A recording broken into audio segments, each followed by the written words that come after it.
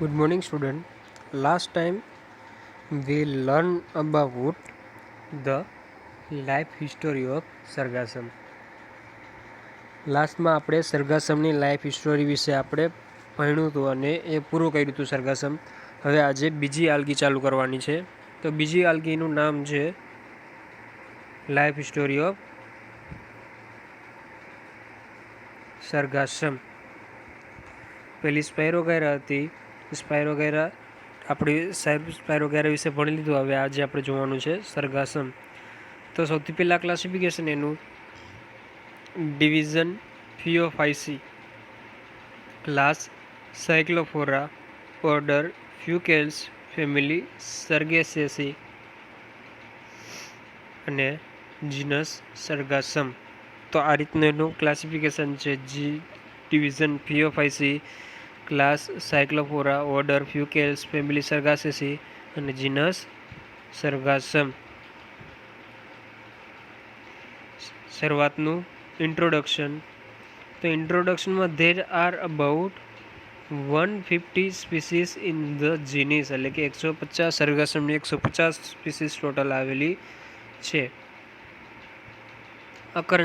અકરન્સીસમાં the marine algae, સરગાસમ છે એ મરાઇન algae છે, એટલે કે ખારા પાણીમાં ઉગતી વનસ્પતિ. Is popular call as a gulf weed, gulf એટલે કે ખાડી અને વીડ એટલે કે ઘાસ, ખાડીમાં ઉગતું ઘાસ એવું એને નામ આપેલું છે. The marine algae Sargassum popular as a gulf weed, એટલે કે ખાડીમાંનું ઘાસ, ખારા પાણીમાં ઉગતું ઘાસ એવું નામ આપેલું છે. It is found chiefly in the tropical, subtropical sea, એટલે કે દરિયામાં મોટા ભાગે જોવા મળે છે. સોર્ધન હેમિસ્ફેરિકલ, એટલે કે south side. Most of the species attach along the Rocky shores, એટલે કે જે ખડકો હોય એ ખડકો સાથે અટેચ થયેલા, ચોંટી ગયેલા મોટા ભાગની સ્પીસીસ જોવા મળે.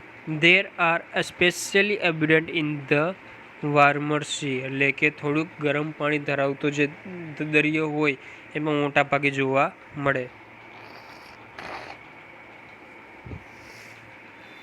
Some species along the India coast east and west, એટલે કે east side and west side અમુક સ્પીસીસ જોવા મળે. And that are Australian seas and also in Japan, એટલે કે ઓસ્ટ્રેલિયામાં પણ જોવા મળે છે અને જાપાનમાં પણ ઘણી વખત જોવા મળે. અને સરગાસમ નેટેન્સ એ સ્પીસીસ છે.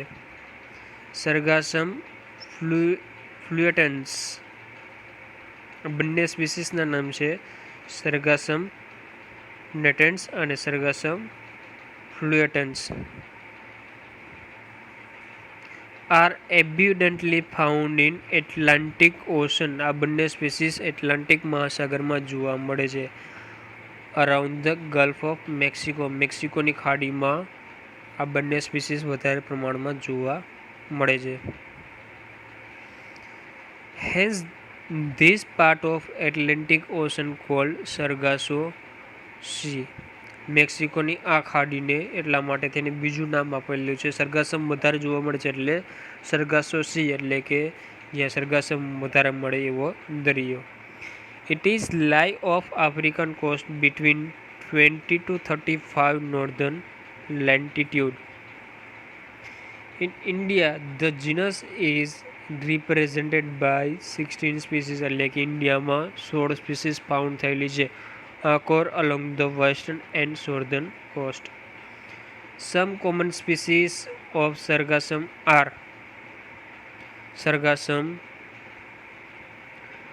cinerum, Sargassum carpophyllum, Sargassum duplicatum, Sargassum cristifolium, Sargassum tenerium, Sargassum ilcifolium, Sargassum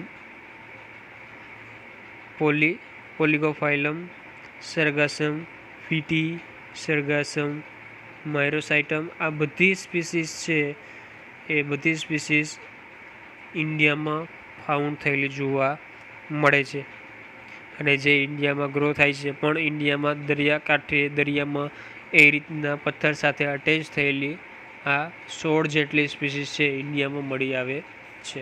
તો આ હતું ઇન્ટ્રોડક્શન કે ભાઈ એનું મોસ્ટ ગલ્ફ વીડ નામે ઓળખાય છે. વધારે પ્રમાણમાં મેક્સિકોની ખાડીમાં જોવા મળે એટલે મેક્સિકોની ખાડીના સરગાસો સી પણ કહેવામાં આવે. ઇન્ડિયામાં 16 સ્પીસીસ જોવા મળે છે જેના નામ આપેલા છે. તો હતું જનરલ ઇન્ટ્રોડક્શન. મેઇન સરગાસમ છે એ ખારા પાણીમાં ઉગતી વનસ્પતિ છે. ત્યાર પછી થેલસ સ્ટ્રક્ચર. સરગાસમ પ્લાન્ટ ઇઝ મેક્રોસ્કોપિક એટલે કે સરગાસમ પ્લાન્ટને આપણે નરી આંખે જોઈ શકાય. એના લીફ, એના સ્ટેમ જેવી રચના, એના એર બ્લેડર, એ બધી વસ્તુ છે એ આપણે નરી આંખે જોઈ શકાય એવી રચના ધરાવે છે. And more or less bushy and habitat. Apparently like small angiospermic plant. Angiosperm અને જિમ્નોસ્પર્મ. એન્જિયોસ્પર્મ એટલે કે આવૃત બીજધારી વનસ્પતિ. આવૃત બીજધારી વનસ્પતિમાં એકદળી વનસ્પતિ અને દ્વિદળી વનસ્પતિ આવે. તો એ આવૃત બીજધારી વનસ્પતિ છે એના જેવો પ્લાન્ટ પણ કેવો? સ્મોલ એન્જિયોસ્પર્મ પ્લાન્ટ જેવું દેખાય. નાનકડો એકદળી અથવા તો દ્વિદળી પ્લાન્ટ હોય એના જેવું આપણે જોવા મળે. The plant body is radially symmetrical એટલે કે સરખી બે ભાગમાં વહેંચાયેલું જોવા મળે. Some species such as Sargassum vulgare, Sargassum filipendula are found attach to the substratum એટલે કે આધાર સાથે અટેચ થયેલું, કોઈ પણ પથ્થર હોય, માટી હોય, જમીન હોય એની સાથે અટેચ થયેલું જોવા મળે. ફ્રી ફ્લોટિંગ અનઅટેચ એટલે કે પાણીની સપાટી ઉપર તરતું. From like Sargassum natans is very common એટલે કે પાણીની સપાટી ઉપર તરતી સરગાસમની સ્પીસીસ છે સરગાસમ નેટેન્સ અને અટેચ થયેલી સ્પીસીસ છે સરગાસમ વેલ્ગેરા એન્ડ સરગાસમ ફિલિપેન્ડ્યુલા.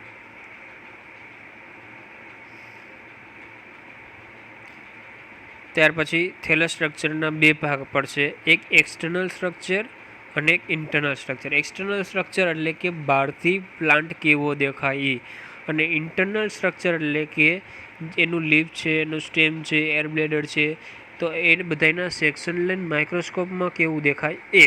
તો સૌથી પહેલાં એક્સટર્નલ સ્ટ્રક્ચર. તો એક્સટર્નલ સ્ટ્રક્ચર છે the thallus Sargassum is diploid in nature. Haploid અને ડિપ્લોઇડ એટલે કે એકકીય અને દ્વિકીય. તો આમાં દ્વિકીય આખું સરગાસમ થેલસ સ્ટ્રક્ચર છે એ દ્વિકીય જોવા મળશે. It is erect and branched જોવા મળશે. એમાં ઘણી બધી બ્રાન્ચ જોવા મળશે. And differentiated into holdfast and main axis. વચ્ચે એક મેઇન એક્સિસ જેવો ભાગ જોવા મળશે અને બાકી લીફ અને એર બ્લેડર જેવો ભાગ જોવા મળે. Leaves like lateral branch and air bladder. It bear many leaves like lateral branches and air bladder. બે વસ્તુ જોવા મળશે, એક લીફ જેવું સ્ટ્રક્ચર જોવા મળશે અને એર બ્લેડર પણ જોવા મળશે. તો આ હતું એનું એક્સટર્નલ સ્ટ્રક્ચર. વધારે ડીપમાં એક્સટર્નલ સ્ટ્રક્ચર છે આવતીકાલે જોશું કે ભાઈ લીફ શું છે, એર બ્લેડર શું છે, સ્ટેમ શું છે. આજે અહીંયા સુધી રાખીએ. Thank you.